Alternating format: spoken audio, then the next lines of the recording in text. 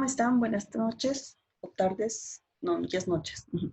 Por favor, esperaremos un par de minutitos más hasta que el resto de sus compañeros se termine de unir a la reunión. Buenas noches, doctorita. Está bien. Buenas noches, ¿cómo están?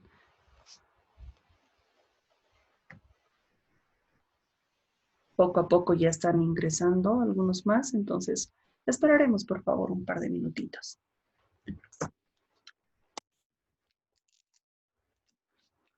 Mientras, por favor, no olviden escribir su nombre en el chat de la aplicación para registrar su asistencia.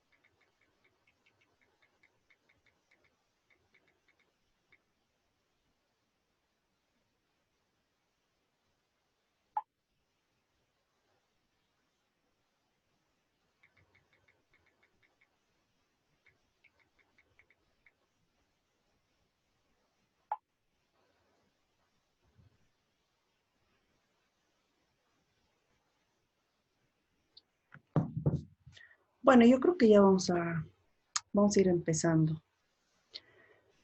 A ver, ¿qué es lo que quiero que hagamos hoy día? Evidentemente, pues ya vamos a empezar con el avance de la materia, hablando sobre la argumentación y el derecho, la argumentación jurídica o el derecho y la argumentación jurídica. A ver, para que se entienda el tema de la importancia y cuál incidencia en nuestra carrera de la argumentación jurídica, antes de ingresar a lo que son propiamente conceptos o doctrina sobre la argumentación jurídica, quiero precisar lo que un poco hemos visto, un poquito les he adelantado el primer día de clases respecto a pues cómo se ha ido construyendo este tema de la argumentación jurídica. Es importante nosotros ubicar en nuestro contexto como abogados esta materia. Entonces, me voy a adelantar y prefiero hacerlo así antes que ingresar propiamente al contenido y explicar conceptos que lo vamos a hacer y es importante, pero para una mejor comprensión me voy a adelantar a unos cuantos temas a un tema en realidad que lo vamos a ver unidades temáticas más adelante para explicar lo que es pues este contexto, cómo es que se ha ido construyendo la argumentación jurídica, la importancia de la argumentación jurídica dentro de la carrera de derecho, en realidad dentro de la profesión de un abogado. Entonces, primero vamos a enfocar eso y luego vamos a explicar en sí lo que es pues la argumentación jurídica y el derecho. Les voy a compartir, por favor, la presentación y les reitero, por favor, al igual que lo que les dije el primer día de clases, Em, Les vuelvo a reiterar ahora, estos temas requieren mucha atención. No estamos hablando como, por ejemplo, pues derecho penal, procedimiento penal, derecho de familia, derecho constitucional, que tenemos eso por lo menos una base en cuanto a normas, en cuanto a leyes, códigos. Si queremos aprender sobre derecho procesal civil, tenemos el Código Procesal Civil y aún la Ley Sustantiva Civil, lo propio en otras materias. No hay un código, no hay una ley sobre argumentación jurídica. Son temas que en determinados momentos les va a parecer, y les soy franca, un poquito árido, pero no es porque sea árido, sino porque en realidad conlleva mucha doctrina de por medio, aunque tiene su enfoque 100% práctico, perdón, aunque tiene un enfoque 100% práctico, pero requiere bastante atención y se van a dar cuenta porque es algo que lo van a ir ejerciendo, lo van a ir aplicando en la profesión, como también les decía, más allá de que pues ustedes se dediquen a ser abogados independientes, a la función pública, a ser autoridades judiciales, asesores, legales de empresas públicas o privadas, va a tener una gran incidencia. Entonces, por favor, con esa advertencia, les pido la mayor atención posible. Les reitero, no son temas que vamos a encontrar en códigos. No, su aprendizaje es un poquito, es bastante teórico, puede parecer en algunos momentos hasta árido, pero tiene un enfoque, me animo a decir, el 100% práctico. Entonces, con ese preámbulo, les voy a compartir una presentación y vamos a ir explicando este tema de la argumentación jurídica.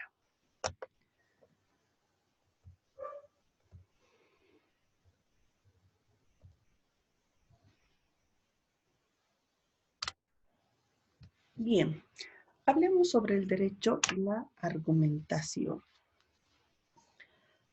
Vamos a, como les decía hace rato, y hay otra, otra, otra cosa antes de que avance, y prefiero aclararlo también ahora.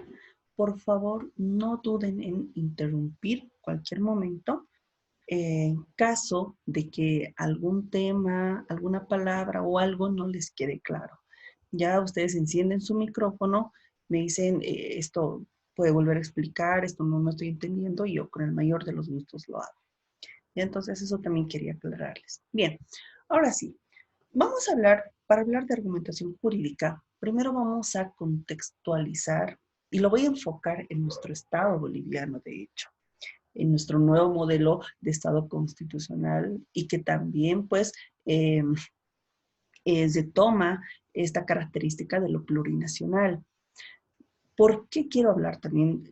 No lo voy a hablar mucho porque no es el objeto de la materia, ni mucho menos del tema, este tema de lo plurinacional, pero sí es importante porque este nuevo modelo de Estado que tenemos a partir de la reforma constitucional del año 2009, pues ha tenido su incidencia en varias estructuras, retomando precisamente esto de lo plural. De hecho, somos un Estado plurinacional. Y es que lo plural ha irradiado en cuanto a lo político, en cuanto a lo jurídico. De ahí que pues tenemos una pluralidad de jurisdicciones. No tenemos una jurisdicción monista, no solamente la jurisdicción ordinaria es el único sistema para administrar justicia. Hay la jurisdicción agroambiental, la jurisdicción constitucional, la jurisdicción indígena, originario y campesina. Y eso también pues incide en el tema de la argumentación. Entonces, para un poquito contextualizar esto de la argumentación, voy a ampliar lo que hemos hablado, voy a empezar explicando, ampliando lo que hemos hablado el primer día de clases respecto a lo que ha sido la argumentación jurídica dentro de un Estado denominado Estado legislado y o de derecho incluso, y lo que es un Estado constitucional, y más aún el nuestro, que es un Estado plurinacional. Y obviamente, pues, cuál ha sido la importancia de la argumentación jurídica en la administración de justicia. A ver, la argumentación jurídica es una de las materias más fuertes, porque como vamos a ver, hay un tránsito. Y de hecho, algo ya lo hemos visto el primer día de clases, pero bueno, si algunos de ustedes no han estado presentes, no se preocupen, ahora lo volvemos a explicar, de hecho, con mayor precisión. Les decía, como vamos a ver, hay un tránsito del Estado legislado al Estado constitucional, y esto va a suponer, perdón, creo que alguien quiere ingresar, ya. Y este tránsito del Estado legislado al Estado constitucional va a suponer una nueva forma de argumentación. Cuando les hablo de argumentación jurídica, ¿qué se les viene a la mente? ¿Qué se les viene a la cabeza? Bueno, si hubiéramos estado en aula, eso les hubiera preguntado y me hubiera esperado hasta que me respondan. ¿Qué será argumentar? ¿Qué es argumentar? No sé qué se les viene. Bueno, en pocas palabras, de hecho vamos a explicar bastante, cuando hablamos de argumentación jurídica nos referimos a justificar, a dar razones. Hacemos referencia a ese conjunto de razones que van a justificar una decisión. En el caso, por ejemplo, de una autoridad judicial, van a justificar el por tanto, es decir, la decisión de una autoridad jurisdiccional. Es importante la argumentación jurídica porque en la medida que, por ejemplo, una autoridad judicial argumente adecuadamente una resolución, esa resolución va a ser más razonada y no arbitraria, que es lo que también la gente demanda de las autoridades judiciales. No sé si ustedes están teniendo, pues ya, bueno, ahora no, el contexto no, este año da para que no, pero si alguno ha estado trabajando con, de pronto en alguna oficina o ya teniendo un proceso particular o de algún familiar que haya conocido, uno de las grandes falencias de las autoridades judiciales, no de todas, pero sí de una gran mayoría en nuestro país, es que no justifican, no argumentan las resoluciones. Una autoridad judicial, ¿qué hace? Si ustedes han visto alguna sentencia, se limita a transcribir que el demandante dijo, que el demandado ha contestado, que esto han dicho, que esto se ha presentado elemento probatorio, copian unos cuantos artículos, a veces citan algo de jurisprudencia y por tanto. Y eso no es argumentar, es hacer una redacción de todo lo que ha pasado, pero nada de argumentación. Porque como les decía, argumentar va a significar justificar, dar razones. Y cuando una autoridad judicial no argumenta, su resolución es arbitraria. De hecho, y lo vamos a ver también, uno de los elementos esenciales del derecho al debido proceso es el derecho a una resolución motivada, una resolución justificada en derecho. Y eso se cumple cuando la autoridad judicial pues argumenta sus resoluciones. Por eso les digo, es importante la argumentación jurídica porque en este caso de una sentencia, de una resolución, en la medida en la que una autoridad judicial argumenta adecuadamente sus resoluciones, esas resoluciones van a ser razonadas y no arbitrarias. Y si lo es así, pues ustedes que tienen conocimiento sobre qué debería haber dicho, qué no ha valorado la autoridad judicial, por qué no se ha pronunciado sobre algún motivo, pues van a poder plantear un adecuado recurso respecto a esa resolución, cualquier recurso que les plantea la ley, reposición, apelación, etc.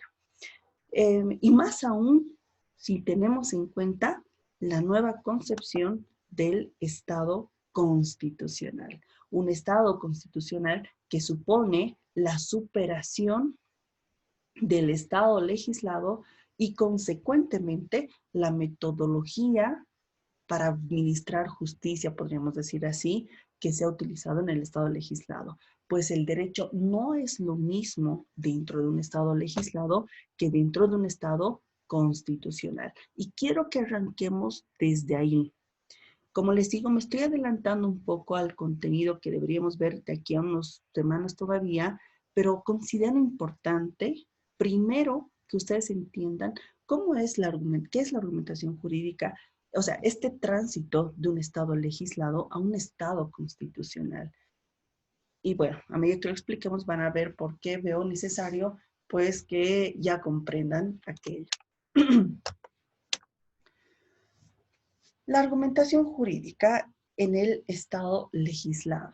A ver, Cuando hablamos de Estado legislado, eh, hablamos de un Estado, estamos hablando en realidad de un contexto, no estamos hablando de un país en específico, no, sino de un contexto a nivel mundial, de hecho.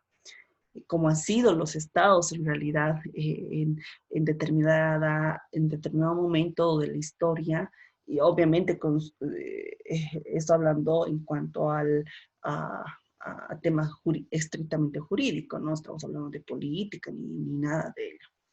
Bueno, les decía, cuando hablamos de un estado legislado, el cual pues ha tenido su apogeo con la Revolución Francesa.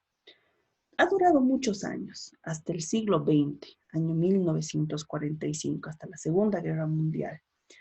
Y es ahí cuando empieza a emerger los rasgos distintivos de un nuevo Estado, que es el Estado constitucional. Pero hasta antes del año 1945 estamos hablando de un Estado legislado de derecho. ¿Cuáles son las características de este Estado legislado de derecho?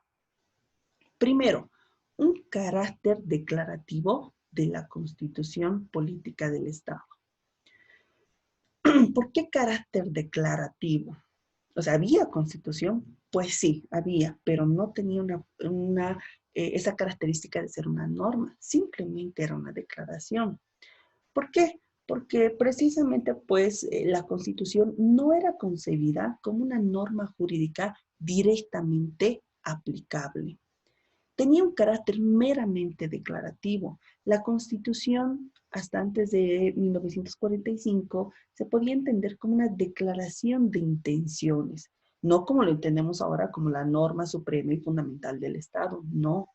Era una declaración de intenciones, de buenas intenciones, de buenos acuerdos, y que estaba además sujeta al desarrollo legislativo que tenía que realizar el órgano legislativo. Hoy en día sabemos que la Constitución no tiene su fuente en el órgano legislativo, sino en la Asamblea Constituyente. Pero, a ver, no me voy a desviar del tema, pero sí quería puntualizar para que vayan entendiendo. Les decía, dentro de un Estado legislado, la Constitución está sujeta al desarrollo legislativo, el cual precisamente tiene que realizar el órgano legislativo. En un Estado legislado de derecho, había una constitución, pero una constitución que no tenía aplicación directa. De tal suerte que aunque la constitución estableciera un mandato, una obligación de deber ser o deber hacer, si el legislador, si el órgano legislativo no desarrollaba ese mandato, no se aplicaba. No es como, bueno, una de las características actualmente de la Constitución es que son normas directamente operativas en su mayoría. En cambio, dentro de un Estado legislado, bueno, si encontramos alguna norma por cumplirse algún mandato en la Constitución, estaba condicionada a que el órgano legislativo desarrolle ese mandato a través de alguna ley. Y si no lo hacía, pues simplemente no se aplicaba. Se dan cuenta que hay mucho sometimiento al órgano legislativo dentro de este Estado legislado. Consecuentemente, en este Estado legislado se aplicaba la ley. Pero vamos a entender por qué les digo eso, porque me dirán, pues hasta ahora se sigue aplicando solo la ley, pero no, una ley muerta en realidad. En este Estado legislado se aplicaba la ley y la ley en este Estado legislado de derecho la crea el órgano legislativo, como sí también hoy en día, pero el derecho era creado por el legislador y tenía la validez simplemente por haber sido creado por una autoridad que tenía competencia normativa. Y obviamente esa autoridad es el órgano legislativo, situación que varía ahora porque la validez de una norma no solamente es porque haya sido creado por el órgano legislativo, sino que sea conforme con la Constitución. Un poquito me voy a ir adelantando lo que quiero comparar para que no queden ideas sueltas. Entonces, una de las características es que, pues, en un Estado legislado, les reitero lo último que les iba diciendo, se aplicaba la ley. Pero para que una ley tenga validez, para que una norma jurídica sea sea considerada como válida, tenía el único requisito de que deba ser creada por el órgano legislativo. No les importaba si esa ley era justa, si esa ley solucionaba los conflictos, si esa ley respetaba valores supremos, principios fundamentales, derechos fundamentales, garantías constitucionales que podrían estar consagradas en la Constitución. No. En aquel momento, dentro de nuestro legislado, la ley es válida en tanto sea creada por el órgano legislativo. No les importaba si esa ley era justa. Pues precisamente, como les decía hace rato, toda vez que la Constitución tenía un mero carácter declarativo, si una ley no respetaba valores supremos, principios fundamentales establecidos en la Constitución, no importaba. ¿Por qué? Porque el único requisito o el requisito esencial era que esa ley pues simplemente sea creada por el legislativo. Si ha sido creada por el órgano legislativo, pues ya cumple con requisitos de validez y tiene que aplicarse. Pero esa ley no es justa, esa ley es violatoria de derechos de las personas. No importa, ha creado el legislativo y se aplica. Dura lex, ser lex. ¿Se acuerdan de ese aforismo que nos mencionan muchas veces, verdad? Entonces, se van dando cuenta de cuál estas características de un Estado legislado en el que, bueno, sí, la norma suprema no es en realidad la Constitución, sino una ley. Entonces, como les decía, el derecho era creado por el legislador y tenía validez por haber sido creada por esta autoridad. Por lo tanto, la ley vale porque ha sido puesta por el legislativo. Les reitero, fíjense que en este Estado de Derecho no nos preocupamos porque por la validez de esta ley respecto a su compatibilidad con la Constitución. No importa si es justa o es conforme a la Constitución. Bajo esta concepción del Estado legislado, lo único que interesa es que la ley sea sancionada por el legislativo. La Constitución, les reitero, una de las características, tiene un carácter meramente declarativo. Consecuentemente, el derecho es válido simplemente por haber sido creada por el legislativo. Consecuencia de ello, en el Estado legislado prima el principio de legalidad, es decir, prima la ley. Todas las personas, gobernantes, gobernados, están sometidos a la ley, una ley que emana del órgano legislativo, y no así a una constitución. Les reitero, prima el principio de legalidad. La norma suprema es la ley. Todos están sometidos a la ley. Es decir, una norma creada por el legislativo. No están sometidos a una constitución. ¿Por qué? Porque, como les digo, la Constitución solamente tenía un carácter declarativo. La única norma que valía era la ley. La Constitución, bueno, es una mera declaración y tendrá contenido de valores supremos, un contenido dogmático o axiológico, pero aquí lo que nos interesa es solamente la ley. Así se pensaba en ese contexto. Por lo tanto, aquí voy a retomar voy a recordarles de pronto algunos conceptos que habrán visto en primer semestre o en filosofía jurídica. Por lo tanto, en el Estado legislado de derecho se gesta lo que se conoce como positivismo jurídico. Habrán escuchado bastante sobre este término, positivismo jurídico. Que hay mucho que hablar, por cierto, sobre el positivismo jurídico. Pero a ver, vamos a ir enfocando respecto a nuestra materia. Norberto Bobbio, el profesor Norberto Bobbio, nos habla de 3 enfoques del positivismo.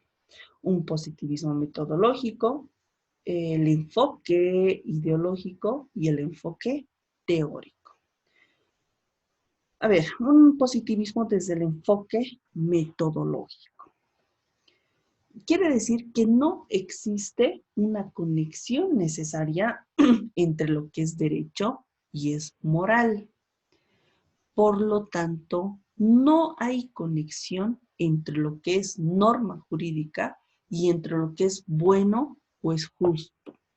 Por lo tanto, una norma o una regla jurídica es derecho, aunque sea incompatible con la justicia o incompatible con la moral. En las clases de introducción al derecho distinguíamos, ¿no?, entre lo que son normas jurídicas y normas morales. Solo es derecho lo que está positivado, es decir, lo que está escrito, lo que está codificado, lo que está en la ley. Y no interesa si esa ley es justa o no. Una norma es derecho aún sea compatible con los principios, aún no sea, perdón, compatible con los principios, valores que encontramos en la Constitución, como justicia, igualdad, equidad. Entonces, hablando del positivismo jurídico, que es lo que se gesta dentro de esta etapa del Estado legislado, según el profesor Norberto Bobbio, a partir de un enfoque metodológico de este positivismo jurídico, no hay conexión entre lo que es derecho y es moral. Consecuentemente, no hay conexión entre lo que es una norma jurídica y entre lo que es bueno o justo. Por lo tanto, una norma vale más sin importar si esta norma es justa, si es buena, si es compatible con valores supremos o principios fundamentales que puede estar en una constitución. Por otro lado, otro enfoque del cual nos habla el profesor Norberto Bobbio es el enfoque ideológico. ¿A qué se refiere con este enfoque ideológico? Hablamos de que existe un deber de obedecer las reglas, las normas jurídicas, cualquiera sea su contenido, aunque no sea compatible con la Constitución, es decir, aunque no sea justa. Hoy en día eso no podríamos aplicar una ley que no sea compatible con la Constitución, que no sea justa. ¿Por qué? Porque pues vulnera derechos, garantías, vulnera la Constitución y no solo eso, sino también a las normas del sistema interamericano. Entonces, a partir de un enfoque ideológico, no solamente, bueno, en un enfoque metodológico hemos dicho, no hay conexión entre lo que es derecho y moral, pero además de ello, desde un enfoque ideológico, al margen de que no haya esa conexión, hay un deber de obedecer las reglas. No nos importa su contenido. Hay esa obligación de las personas de obedecer. Pero esa norma nos gusta, no importa. Tenemos esa ideología de obedecer esas normas. A eso se refiere ese tercer enfoque. Finalmente, un tercer enfoque, del cual también nos habla el profesor Norberto Bobbio, es el enfoque teórico. ¿A qué se refiere esto? Que nos dice que el derecho es la voluntad del Estado. Por lo tanto, solo se concibe como derecho a las normas que emanen del órgano legislativo, cosa que van a ver que en nuestra constitucional no es así. No solamente el órgano legislativo es creador del derecho. Pero bueno, desde un enfoque teórico, el derecho es la voluntad del Estado. Por lo tanto, solo es derecho las normas que hayan sido creadas por el órgano legislativo. Perdón. El ordenamiento jurídico, ¿saben qué es un ordenamiento jurídico? ¿No? Es un todo coherente, unitario, pleno, donde no existe posibilidad de vacío, donde todo se puede resolver, donde todo se puede resolver. Por lo tanto, desde este enfoque desde este enfoque desde este enfoque teórico del positivismo jurídico, nos dice que el derecho es la voluntad del pueblo, por lo tanto, solo es derecho lo que vaya a ser creado por el órgano legislativo. Bajo ese enfoque, bajo esta concepción, pues no van a ser derecho otras fuentes que hoy en día se reconocen. Por ejemplo, las normas del derecho indígena originario campesino, las normas de los sistemas, las normas creadas por los sistemas internacionales, sobre todo cuando hablamos en cuanto a protección de derechos humanos. No. El enfoque teórico nos dice, derecho es la voluntad del Estado. Solo es norma lo que vaya a ser creado por el ordenamiento, perdón, por el órgano legislativo, ¿no? Entonces, entiendan eso. Es bastante didáctico estos enfoques que nos plantea el profesor Norberto Bobbio para entender pues estas características del positivismo jurídico dentro de un Estado legislado. Un enfoque metodológico, un enfoque ideológico, un enfoque teórico. Ahí se van a ir dando cuenta, conforme hemos hablado, de que pues que la ley o sea, no es justa una ley. O sea, no necesariamente es justa una ley. No si lo vemos solamente desde este enfoque. Consecuentemente, no va a traer una solución a un conflicto jurídico, pues aplicar a letra muerta la ley. A veces hasta agrava la situación. Les reitero, ¿cuáles son los tres enfoques del positivismo según el profesor Humberto Bobbio? Son un enfoque metodológico, un enfoque ideológico y un enfoque teórico. ¿A qué se refiere el enfoque metodológico? A que no existe una conexión entre lo que es derecho y lo que es moral. Por lo tanto, no hay una conexión entre lo que es norma y lo que es bueno y es justo. Segundo enfoque, el enfoque ideológico. Es decir, ya hablamos de una ideología de las personas. ¿A qué se refiere este enfoque? A un deber de obedecer las reglas. Un deber de obedecer las reglas sin importarnos el contenido de estas reglas. Si es que violan derechos de las personas, si es que violan valores supremos, no importa. Desde un enfoque ideológico tenemos el deber de obedecer ciegamente las reglas, las normas jurídicas. No nos importa el contenido. Y tercer enfoque del positivismo jurídico, según el profesor Norberto Bobbio, es el teórico, que nos dice el derecho es la voluntad del Estado. Por lo tanto, solo es derecho lo que vaya a crear el órgano legislativo. Si hablamos de las normas del derecho consuetudinario, del derecho indígena, si hablamos normas de jurisdicciones especializadas, si hablamos normas creadas por organismos internacionales, esas no existen. ¿Por qué? Porque desde un enfoque teórico, solo es derecho lo que crea el Estado a través de su organismo, que es el órgano legislativo. De seguro, habrán escuchado alguna vez a son de crítica decir no sé, alguna entrevista, algunos abogados, tal vez en la misma universidad, a alguien, eres un positivista, ¿no? Cuando alguien se refiere a otra persona como un positivista, lo dice para referirse pues a aquella persona que quiere cumplir literalmente, gramaticalmente la ley, un respeto único a la ley, que solo concibe el derecho como ese conjunto de normas jurídicas que emanan del órgano legislativo, ¿se acuerdan? ¿No? En la argumentación jurídica, y ojo que este concepto de derecho es erróneo, eso no es derecho. A nosotros nos han enseñado que derecho es conjunto de normas jurídicas que emanan del órgano legislativo y no sé qué cosas más. Y alguien le pregunta, bueno, eso es derecho, ¿y qué es ley entonces? Pues se pueden pensar, bueno, la ley también es un conjunto de normas jurídicas. Si eso es derecho, si eso es ley, ¿cuál es la diferencia entonces? Por eso también, pues, a partir de esta materia van a cambiar también su concepción sobre lo que es derecho. Porque derecho no es únicamente un conjunto de normas jurídicas emanadas por autoridad competente. No, eso ya es de siglo anterior, de siglo pasado ese concepto. No podemos entender hoy en día el derecho simplemente como un conjunto de normas jurídicas.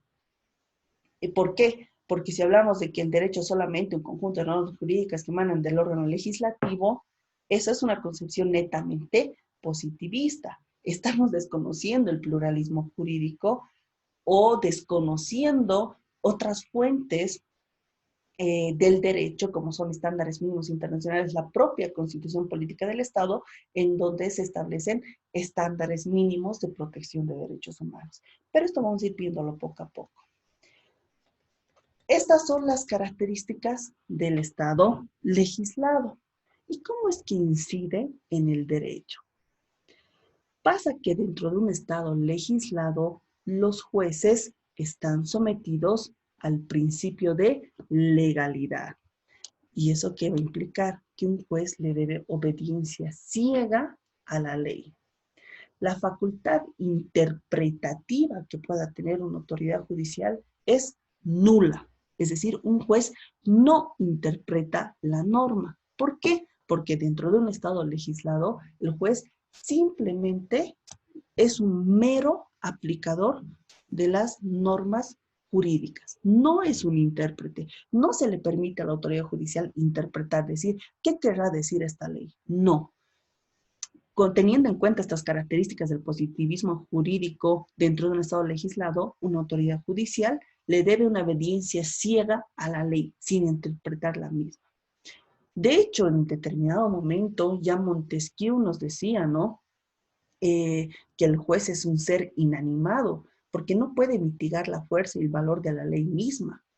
Decía que los jueces eran ventrílocos, porque solo repetían lo que la ley dice, por lo tanto, no se les permitía una capacidad interpretativa de la ley. En aquel entonces, un juez era más legítimo mientras más se apegaba a la ley. Les reitero, ¿no? Había un aforismo que decía, dura lex, ser lex. ¿Qué significa eso? Dura es la ley, pero es la ley. Dura es la ley, pero hay que cumplirla. Inclusive hay un tipo penal que se llama prevaricato. Y este tipo penal, de hecho, nos muestra de lo que es el Estado legislado de derecho. Si el juez se aparta de la ley por hacer una interpretación, ese juez no tiene legitimidad.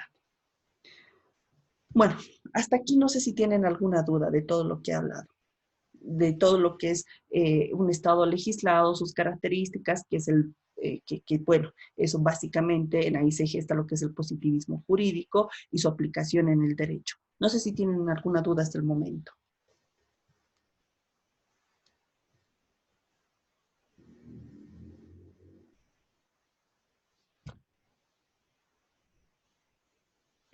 Bueno, si no tienen duda, aquí por favor voy a hacer una pausa porque me quedan pocos minutitos y no quisiera que me interrumpe el corte de la aplicación.